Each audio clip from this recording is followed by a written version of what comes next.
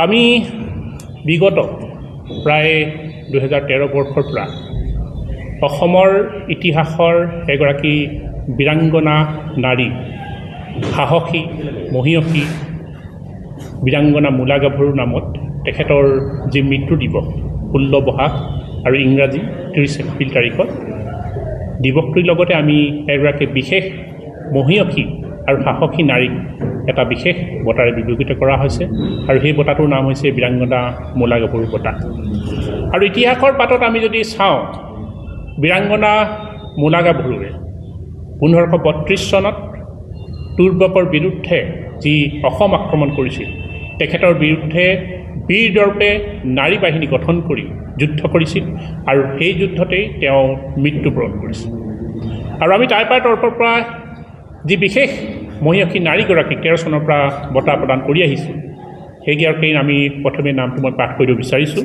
আমি 13 বৰ্ষত চিত্ৰলতা ফুকন, 14 বৰ্ষত বিৰুবালা ৰাভা, তাৰ পাছত নিৰুপমা বৰগোহাঁই, ডক্টৰ অনিমা গুহ বাইদেউ, সুখ বৰুৱা, দীপালী বৰঠাকুৰ, মৃদুলা বৰুৱা, ৰতিপ্ৰভা গগৈ, ডক্টৰ অনিমা গগৈ, লাভলীনা বৰগোহাঁই, ধীৰা চলিহা হাজৰিকা, অঞ্জলি মোহন চেতিয়া যোৱাবাৰ আমি দিছিলোঁ। আৰু এইবাৰ আমি 2026 বৰ্ষৰ আৰু ত্ৰয়োদশ বাৰ্ষিক বীৰাংগনা মূলা গাভৰু বঁটা প্ৰদান কৰা হ'ব। প্ৰেছ ক্লাব অফ ইণ্ডিয়া যি ইতিহাস, 60 বছৰীয়া ইতিহাস, আৰু এই ইতিহাসত প্ৰথমবাৰৰ বাবে সভানেত্ৰী হোৱা অসমৰ এগৰাকী মহিয়সী নাৰী, তেখেত হৈছে সংগীতা বৰুৱা বিচাৰতী, অসমৰ সম্পদ, অসমৰ গৌৰৱ, আৰু তেখেতক 2026 বৰ্ষৰ বাবে বীৰাংগনা মূলা গাভৰু বঁটা প্ৰদান কৰা হ'ব 30 এপ্ৰিল তাৰিখ 16 বহাগৰ দিনা সদৰ সোণাৰী ভগৱতী প্ৰসাদ বৰুৱা খেলপথাৰ প্ৰাংগণত। আৰু আমি এই অনুষ্ঠানটো এদিনীয়াকৈ আয়োজন কৰিছোঁ। বিশেষকৈ ৰাতিপুৱাৰ পতাকা উত্তোলনৰ পৰা কাৰ্যসূচী হ'ব, তাৰ পাছতেই বীৰাংগনা মূলা গাভৰুৰ প্ৰতিচ্ছবিত মাল্যাৰ্পণ, তাৰ পাছত আমি বাৰেৰহণীয়া সাংস্কৃতিক শোভাযাত্ৰা, সন্ধিয়ালৈ মুকলি সভা আৰু বঁটা প্ৰদান অনুষ্ঠান, আৰু নিশালৈ আমি সাংস্কৃতিক সন্ধিয়াৰ আয়োজন কৰিছোঁ। আৰু আমি আজি সংবাদ মাধ্যমৰ যোগেদি আমি প্ৰত্যেকগৰাকী চৰাইদেউবাসী তথা অসমবাসীক উক্ত অনুষ্ঠানলৈ সাদৰে নিমন্ত্ৰণ জনাইছোঁ। ধন্যবাদ।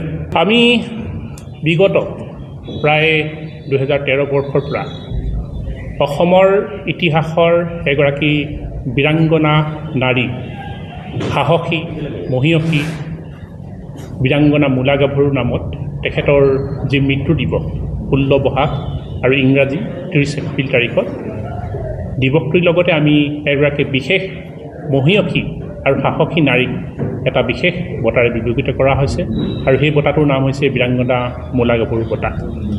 আৰু ইতিহাসৰ পাতত আমি যদি চাওঁ, বীৰাংগনা মূলা গাভৰুৱে 1532 চনত তুৰ্বকৰ বিৰুদ্ধে যি অসম আক্ৰমণ কৰিছিল, তেখেতৰ বিৰুদ্ধে বীৰ দৰ্পে নাৰী বাহিনী গঠন কৰি যুদ্ধ কৰিছিল আৰু সেই যুদ্ধতেই তেওঁ মৃত্যুবৰণ কৰিছিল।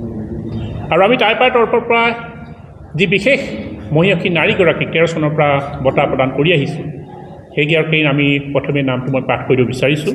আমি 13 বৰ্ষত চিত্ৰলতা ফুকন, 14 বৰ্ষত বিৰুবালা ৰাভা, তাৰ পাছত নিৰুপমা বৰগোহাঁই, ডক্টৰ অনিমা গুহ বাইদেউ, সুখ বৰুৱা, দীপালী বৰঠাকুৰ, মৃদুলা বৰুৱা, ৰতিপ্ৰভা গগৈ, ডক্টৰ অনিমা গগৈ, লাভলীনা বৰগোহাঁই, ধীৰা চলিহা হাজৰিকা, অঞ্জলি মোহন চেতিয়া যোৱাবাৰ আমি দিছিলোঁ।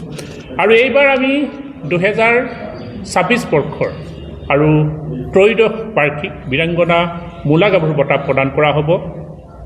প্ৰেছ ক্লাব অফ ইণ্ডিয়া যি ইতিহাস, 60 বছৰীয়া ইতিহাস, আৰু এই ইতিহাসত প্ৰথমবাৰৰ বাবে সভানেত্ৰী হোৱা অসমৰ এগৰাকী মহিয়সী নাৰী, তেখেত হৈছে সংগীতা বৰুৱা বিচাৰতী, অসমৰ সম্পদ, অসমৰ গৌৰৱ, আৰু তেখেতক 2026 বৰ্ষৰ বাবে বীৰাংগনা মূলা গাভৰু বঁটা প্ৰদান কৰা হ'ব 30 এপ্ৰিল তাৰিখ 16 বহাগৰ দিনা সদৰ সোণাৰী ভগৱতী প্ৰসাদ বৰুৱা খেলপথাৰ প্ৰাংগণত।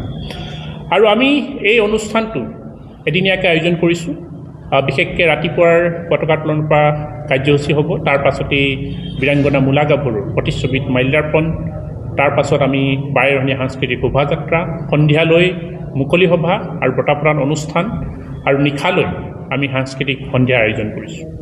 আৰু আমি আজি সংবাদ মাধ্যমৰ যোগেদি আমি প্ৰত্যেকগৰাকী চৰাইদেউবাসী তথা অসমবাসীক উক্ত অনুষ্ঠানলৈ সাদৰে নিমন্ত্ৰণ জনাইছোঁ। ধন্যবাদ।